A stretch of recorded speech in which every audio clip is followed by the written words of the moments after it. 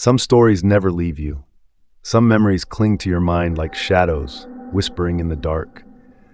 This is one of those stories, the night that changed everything, the night I wish I could forget. I still hear the screams in my head. The night we went camping was supposed to be just another weekend escape. 3 friends, a tent, and the silence of the forest. We set up camp near a lake, miles away from the nearest town. The stars above us stretched endlessly, and for a while, everything was perfect. Until it wasn't. It started with the footsteps. Distant at first, like leaves rustling in the wind, but then closer, deliberate. We told ourselves it was just the forest settling in for the night, but deep down, we all felt it. Something was watching us. Then, in the dead of night, the tent collapsed. Before I could react, rough hands yanked me from my sleeping bag. A thick cloth covered my mouth, suffocating my screams. I kicked, thrashed, but they were too strong. The world spun as I was dragged through the dirt. I caught glimpses of my friends, both being dragged in different directions by figures cloaked in shadow. We were thrown into a dimly lit cabin. The stench of rot filled the air. My wrists burned from the ropes digging into my skin. My friends sat beside me, wide-eyed, shaking.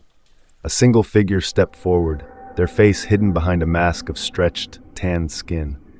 Their voice was calm, almost kind. "One of you leaves," they said. "Two stay." Silence. The weight of the words settled in. "Leave? How?" The figure gestured to the door behind them, its wood worn and splintered. "Choose," they said. "One walks away, the others stay for the trip." We screamed, begged, but there was no mercy in their stance. Minutes passed. A choice had to be made. It wasn't unanimous, it couldn't be. But when the moment came, I was the one standing by the door. My friends didn't argue. Maybe they couldn't. Maybe they saw something in my eyes, something that told them I was too weak to stay. The figure stepped aside, allowing me to leave. As I staggered into the woods, my legs barely holding me up, I heard it. The screaming. It was the sound of something being torn apart. Flesh. Bone. The shrieks echoed into the night, merging with the wind until they faded into a sickening gurgle. I didn't look back. I couldn't.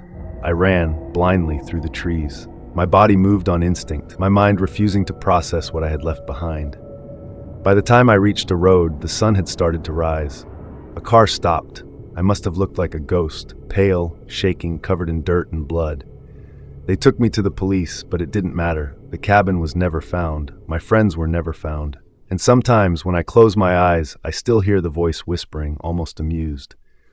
One walks away, the others stay for the trip. So now I ask you, if it had been you in that cabin, would you have made the same choice? Or would you still be screaming in the dark?